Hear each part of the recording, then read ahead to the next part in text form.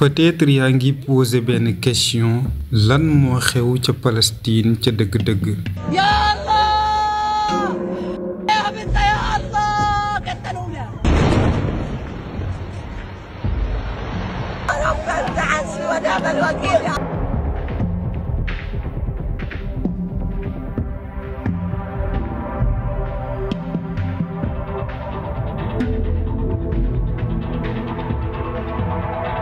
lii mooy la fa xew.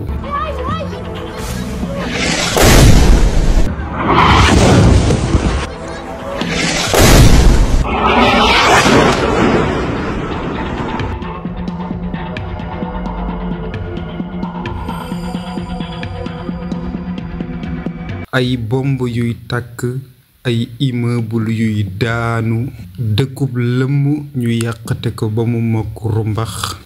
ay xale yu ndaw waroon a toll ci jàng wax xam lan mooy àddina nekk ci seeni wati wayjur tey ji ñuy dund lu métti peut-être aussi yaa ngi may poser beneen question lan moo waral lu ni mel.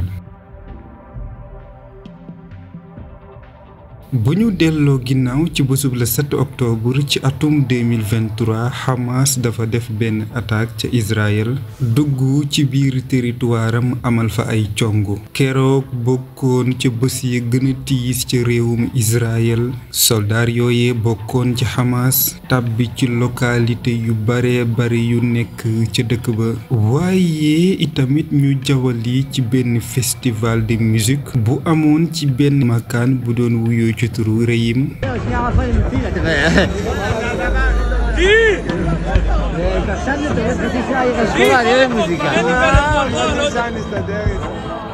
ñu wax ni lu mu néew lu toll ci 260 personnes ñàkkoon nañ ca seeni bakkan wala boog waa Hamas faatoon nañu leen. J'étais très claire dès le 7 octobre avant même de connaître le nombre qui a été quand même très important de personnes tuées. ci bésub le 7 octobre laata may xam sax limu doomu aadama yi nga xamante ne faat nañ leen ci attaque yooyee. Publié dans ces attaques, j'ai posté dès le réveil quoi parce que je me souviens avoir vu cette actualité. bi nga xamante ne yeewu naa rek ci la posté ndax ci jamono jooju daa fekkoon ma nekk ci Beyrouth. Tôt le matin, j'étais à Beyrouth et j'ai posté un message qui consistait à dire qu'il était inacceptable de. ci la daa di publier benn message wax ne mënuñoo nangu benn yoon ci di wone mbégte. réjouir ou de glorifier d'une manière. wala di jéem bàkku ci anam bu mënti doon itamit. d'une autre la mort de civils. ci ay doomu aadama yoo xamante ne faat nañ leen moo xam dañoo bokk ci côté Israël wala dañoo bokk ci côté Palestine. Israéliens ou palestiniens et que le faire nous éloignait de toute perspective de paix. ñu nekkoon ay civil ay jigéen ak i màggat mu am ci ñoom ñooy jàpp nañ leen def leen ay otages yóbbu leen ci bande de Gaza. Reprise des hostilités entre Israël et le Hamas suite à l'attaque surprise du Hamas le 7 octobre 2023. fii dafa wax ne xeex bi tàmbalewaat na mu dox ci diggante Hamas ak Israël ginnaaw cong yi nga xamante ne Hamas amal na ko ci bésub le 7 octobre ci atum 2023. Le conflit israélo-palestinien s'est intensifié ce week-end. xeex bi dox ci diggante Israël ak Palestine gën naa tar. lorsque le Hamas a mené une série d'attaques sur. ci week-end bi nga xamante ne Hamas def na ay attaques yu bari. Israël, des vidéos virales ont montré samedi. mu def ko ci Israël am na ci ay vidéo yu bari yoo xamante ne wane nañ samedi bii ñu weesu. Des dizaines de combattants du Hamas ay fukki combattants yu bari yu bokk ci Hamas. d'assaut par surprise un camp de l'armée israélienne.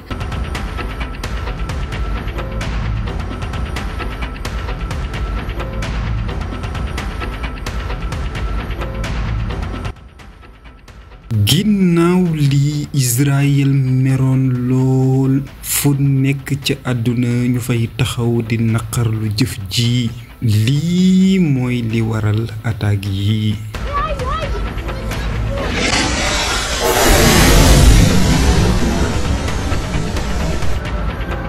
xam naa di nga ma posé waat beneen question lan moo waral ca dëgg-dëgg Hamas xëy benn bés rek dugg ci biir Israël naan daf koy attaqué pour nga comprendre loolu faaw ñu arrière ba ci 19e siècle maanaam ci fukkeelu xarnu ak juróom-ñeent dafa amoon benn mbootaay bu tàmbale woon di law ci àdduna bi ñu gënoon leen miin ci tur bii nii di sionisme bokkoon na ci seeni mëbët ñu taxawal benn réew ca Palestine muy réew boo xamante ne ay juif ñoo fay dëkk. C'est intéressant de le dire parce que historiquement dans les causes palestiniennes c'était plutôt. dafa am solo nag ñu koy wax ndax bu fekkee ne dañuy xool li nga xamante ne mooy am ci wàllum Palestine. Des mouvements qui mettaient la cause nationale au cœur de la constitution d'un groupe politique. Voilà, là c'est un mouvement d'abord religieux.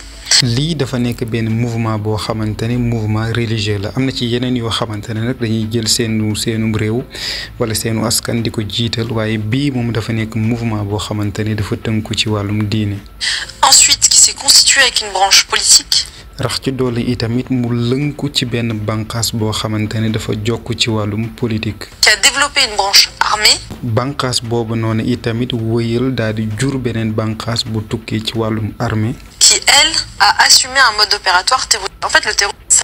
mu nekk bànqaas boo xamante ne ci doxalin yi nga xamante ne moom la ñuy jëfee dafa jëm ci wàllum terrorisme. fii nag ma fàttali la ne ci jamono jooju ay arab ñoo fa dëkkoon ci biir Palestine mu doonoon seenum réew doonte ne itamit ñàkkul am na ay juif yoo xamante ne nekkoon nañ fa waaye nag arab yi ñoo fa ëppoon rax ci dolli itamit jamono jooja dëkk ba dafa nekkoon ci kilifteefuk empire ottoman maanaam Turquie ginnaaw bi nga xamante ni première guerre mondiale weesu na mu amoon ci atu 1914 jàpp 1918 kilifteefuk Palestine ak gox yu bare yu nekkoon ca màkkaan boobee jóge ci loxo empire ottoman dem ci loxo britannique yi maanaam anglais yi muy waxtu wi nga xamante ne ci dëgg-dëgg fitna tàmbale na di juddu ci diggante juif yi ak arab yi ci atu 1947 ONU ñu gën koo miin ci organisation des nations unies wala boog mbootaayu xeet yi daal di def benn proposition boo xamante ne lañ ci jublu woon mooy nañu partager Palestine ñu xaaj ko ñaar ci digg bi benn wàll wi di nekk état arabe ñuy waa Palestine ñi nga xamante ne ñoo fa dëkkoon beneen wàll bi ñu def ko état juif ya leen fa fekk arab yi nag lànk ba tëdd ci suuf ne du fi amee wax ne duñu seetaan benn yoon kenn di jël seen réew di ko xaaj. Un mode opératoire surtout. Donc il y a vraiment ces 4 éléments qui définissent le. dëgg nag yii mooy ñeenti ponk yi nga xamante ne mooy définir Hamas. Mouvement religieux. dafa nekk benn mouvement diine. Une branche politique. benn branche boo xamante ne branche politique la maanaam bànqaas bu jokk jëm ci wàllum politique. Une branche armée. bànqaas boo xamante ne dafa jëm ci wàllum l'armée. Et la branche armée qui a assumé un mode opératoire qui est celui du terrorisme. bànqaas armée boobu nag di jëf xeetu jëfin boo xamante ne dafay tënku ci wàllum terrorisme. pour nga gën a comprendre nag mën naa la jox benn exemple bu simple nañu xëy benn bés ñu wax ne Sénégal mooy Palestine indo yi ñooy juif yi ñu xëy benn bés daal di xaaj Sénégal ñaar wax ne benn parti bi sénégalais yi ñoo fay dëkk beneen parti bi ñu wax ne indo yi maanaam juif yi ñoo fay dëkk ndax lii sénégalais yi dinañ ko nangu ci bésub la 14 mai ci atu 1948 lañu taxawal état Israël muy li njëkk andi première guerre israélo-arabe ay junni palestiniens ñu génne leen ci seeni dëkkuwaay ci seeni dëkk ci jëmmi boppam xew-xew boobee ñu gënoon koo miin ci tur bii nii di Nakba li muy firi ci kàllam ak nasaraan di catastrophe ci kàllamay Kocc Barma musiba. Avant le 7 octobre. lii nag dafa am laata le 7 octobre. Il y a eu des attaques qui ont fait moins de fortes. amoon na ay attaques yoo xamante ne ñi ci doon ñàkk seen bakkan taxutoon mu bari lool. Heureusement, mais il y a eu des attaques assumées qui avaient recours à un mode opératoire terroriste. am na ci ay attaques yoo xamante ne ñoom sax nangu nañ ko te bu fekkee ne saytu nañ ko ba dëgg-dëgg day nekk xeetu jëfin yoo xamante ne mën nañ koo firee rek jëfinu terrorisme. bien avant le 7 octobre. lii nag dafa am avant le 7 octobre. ginnaaw loolee ay guerre yu bare bari dox na ci seen diggante rax ci dolli itamit ay tànku jàmm yu bari ñu ko ci daan dox am na buñ ca gënoon a miin ci tur bii nii di Oluso ñu doxoon ko ci atum 1993 mu waraloon ñu toog ci jamono ju yàgg boo xamante ne dal ak jàmm dellu si woon na fa lu jëm ci wàllum Jérusalem lu jëm ci wàllum coowar frontière ak coowal suuf colon israélien ya ak palestinien yi nga xamante ne seeni suuf génn nañ leen fa lii nag jur na ak ñàkk déggoo ak fitna goo xamante ne bu rëy rëy la bu dox ci diggante Israël ak Palestine lii mooy li waral li nga gis nii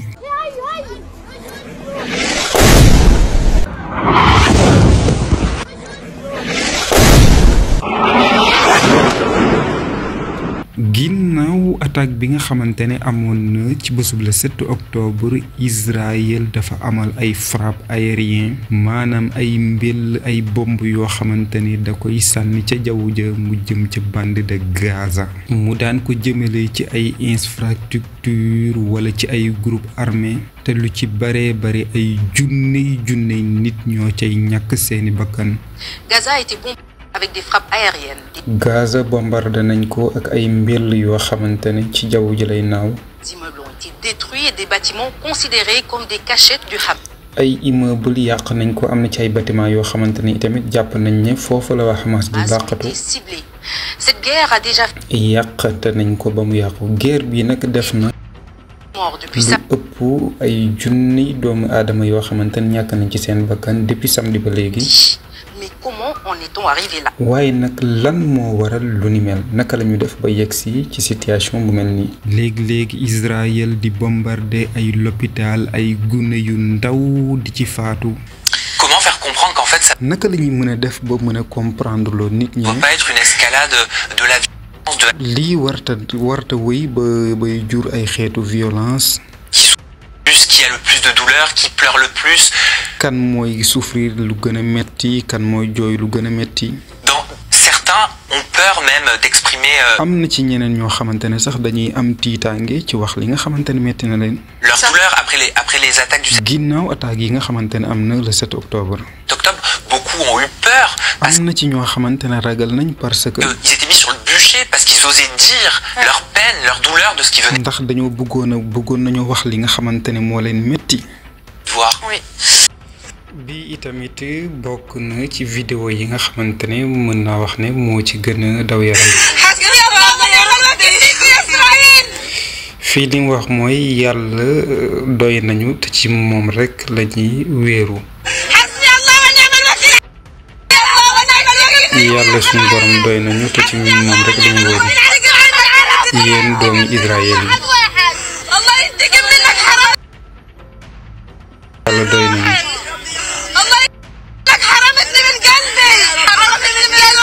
yàlla dinañu fayoon.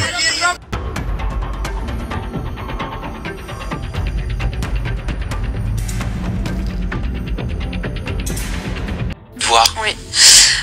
Déjà, il faut dire que j'ai regretté très très vite dans une interview que j'avais faite. waaw fi ma bëgg a tàmbale mooy dama bëgg a wax ne maa ngi rëccu bu baax a baax ci benn interview boo xamante ne def naa ko. Pour l'humanité ou Mediapart, je sais plus.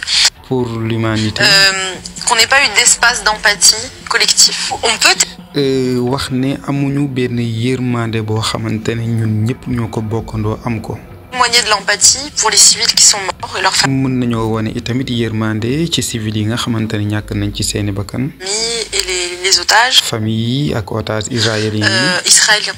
Mais sans pour autant qu'on nous ramène à un soutien à Israël. loolu itamit mën nañ koo def waaye nag firiwul ne dañuy dimbale Israël.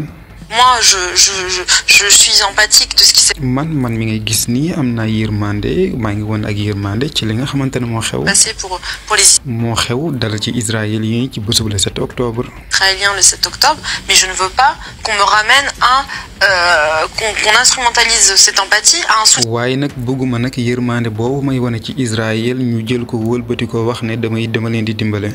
Un régime, non, c'est deux choses complètement. bu ma defee xayma bi ci côté Israël attaque bi amoon ci bésub le 7 octobre ci atum 2023 lu toll ci 1200 personnes maanaam junni ak ñett téeméeri doomi aadama ñàkk nañ ci seeni bakkan ñi ci ëpp nekkoon ay civil. bu ma ñëwee ci côté militaire yi ba tey ci israélien yi ci cong yi nga xamante ne dañ koy amal ci suuf mu nekk ay soldats yu yor seeni ngànnaay di dox ci suuf ña ca ñàkk seeni bakkan ñu ngi koy xayma ci junni ak juróomi téeméer muy plus de 1500 personnes. bu ma ñëwee ci côté Palestine bomb ya leen Israël di sànni ak soldats yooyee di def ay opération terrestre bu ñu ko xaymaa lu mu néew lu ëpp 44 000 personnes ñàkk nañ ci seeni bakkan maanaam ñeent fukki junne ak ñeenti doomi aadama ëpp na ko di dem ci ay bakkan yoo xamante ne rot na ci am ci ay junni yoo xamante ne jëlee nañ ci ay gaañu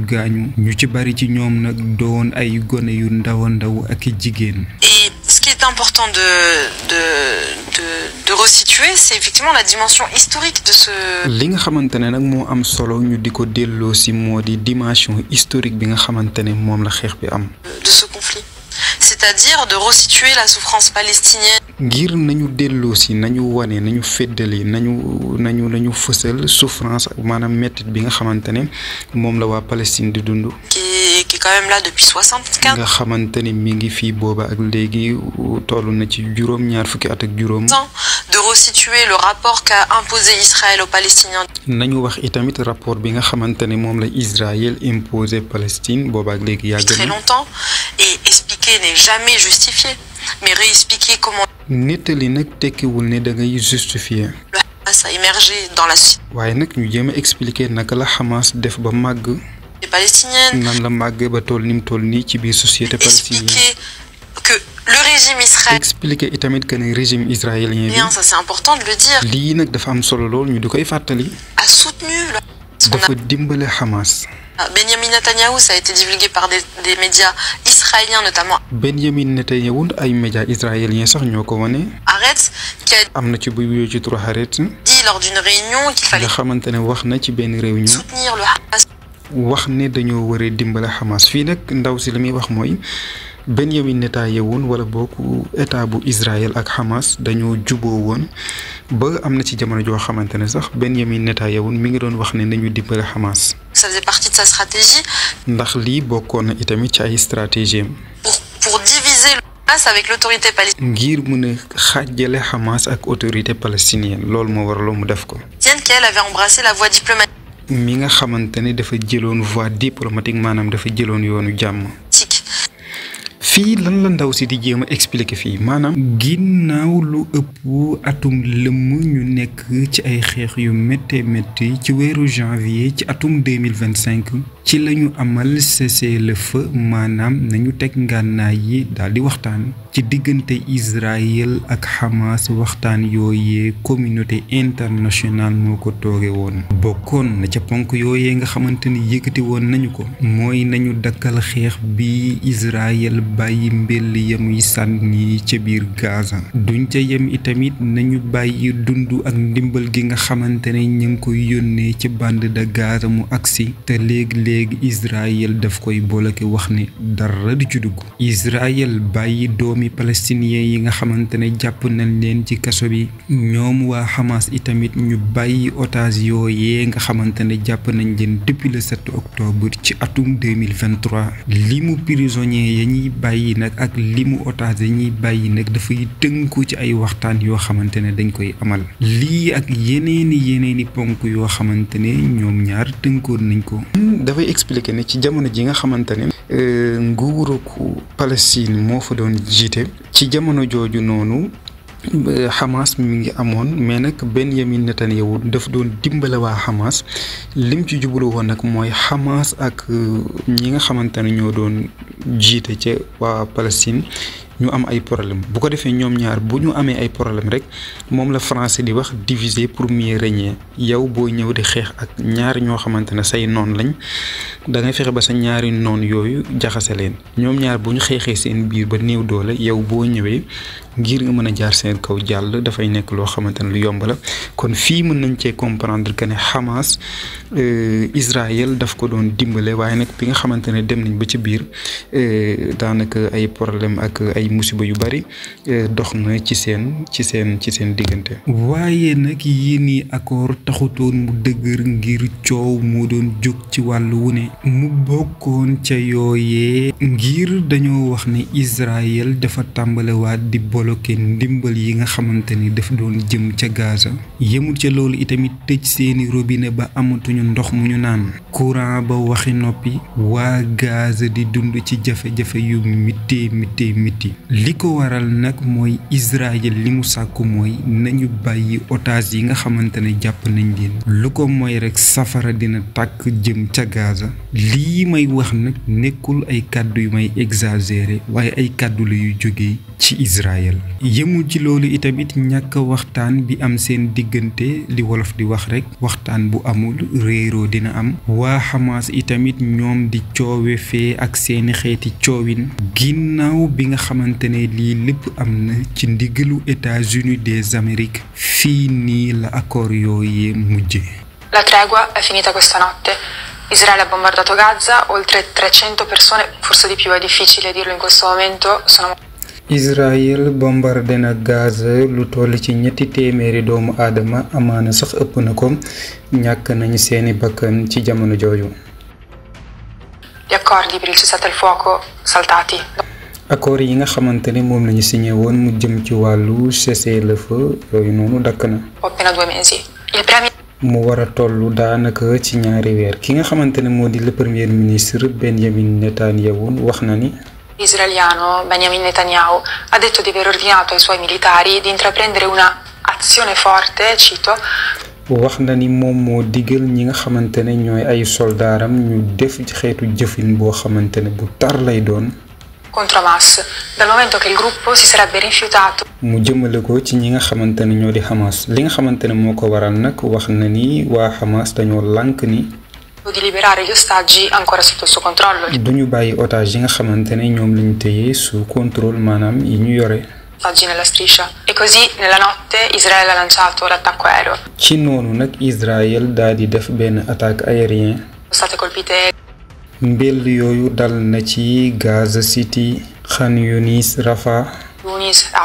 Secondo il Ministero della Salute a Gaza, molte delle vittime sono bambini.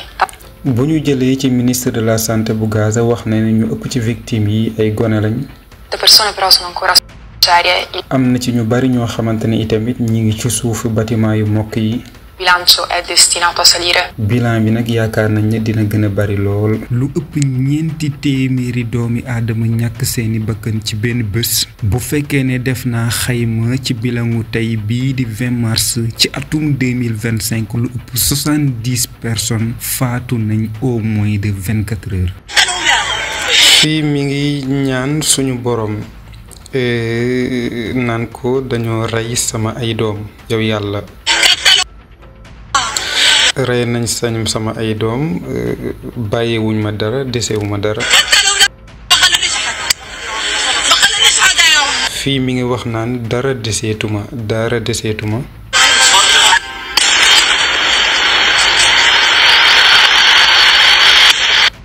fii Gaza ci boppam dañu bombardé.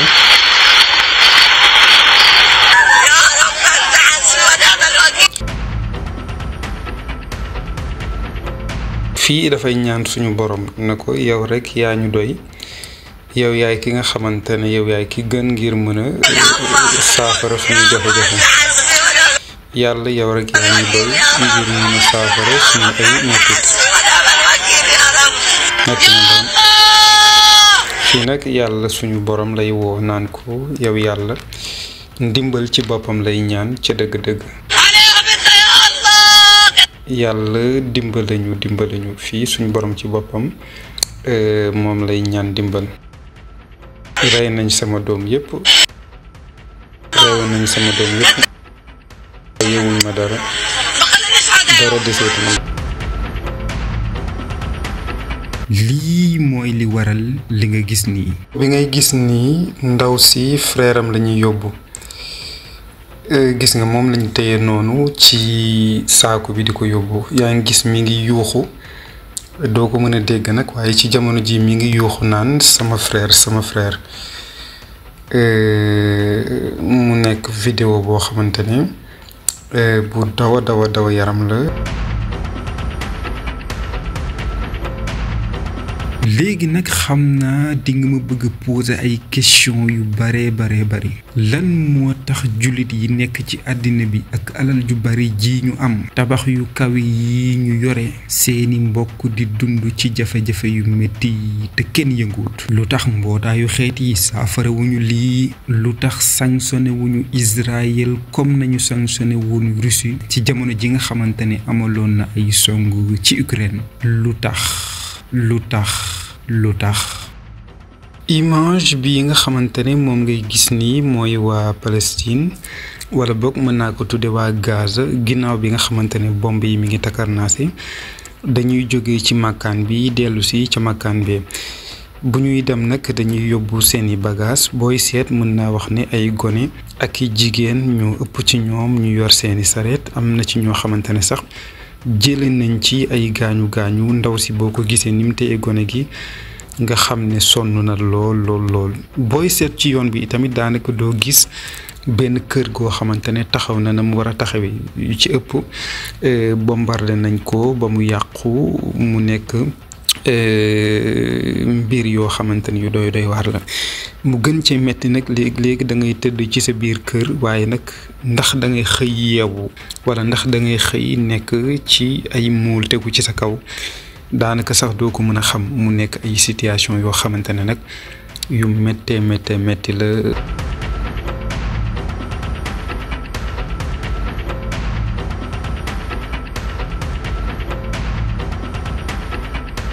lii mooy vidéo bi ma la andiloon tey mu nekk benn enquête bu ma def ci situation bi dox ci diggante Hamas ak Israël mu nekk benn situation boo xamante ne nag bu difficile la ndax jamono ji ñu toll nii ci shahru Ramadan Mubarak nii nga leen di gis nii ci image yi ci kaw seen ay kër yu mokk la ñuy ndogoo image yi ngay gis nii mooy bu njëkkoon ni mu meloon gis nga ni mu taaroo nii dëkk bi taaru lool léegi nag gis nga ni nga xamante ne soppeeku na ñu mokkal ko ba mu mokkuru mbax image bi ngay gis ni exactement siiw na ci TikTok bi boo seetloo fii lii moo nekkoon avant maanaam Gaza ni meloon avant gis nga kër yi tali bi tey gis nga ni nga xamante ne noonu la mel te makkaan bi benn makkaan la amul différence bu ñëwee fii gis nga daanaka piis moo gën a leer bii nii la meloon bu njëkk waaye nag gis nga tey fi nga xamante ne foofu la mujj bu ñëwee fii gis nga ci wetu tefes bi ni mu taaroo woon bu njëkk tey gis nga ni nga xamante ne daanaka booy xool ci wet yi sax di nga gis géej gi tey nag gis nga géej gaa ngi nii même makkaan la waaye lépp moo ko naru mbax bu ñu gënee avancé gis nga fii ci wetu ndox mi la woon bâtiment yi moo nekk nii tey boo xoolee gis nga fi mu mujj fii tamit boo xoolee makkaan bi daanaka nii tamit la mujj boo xoolee fii laataa la woon bu njëkk gis nga fii ni mu taaroo piscine beeg yu demee noonu tey gis nga daanaka lépp daanaka sax lépp benn boo gisee bâtiment yi mën naa ne amul différence.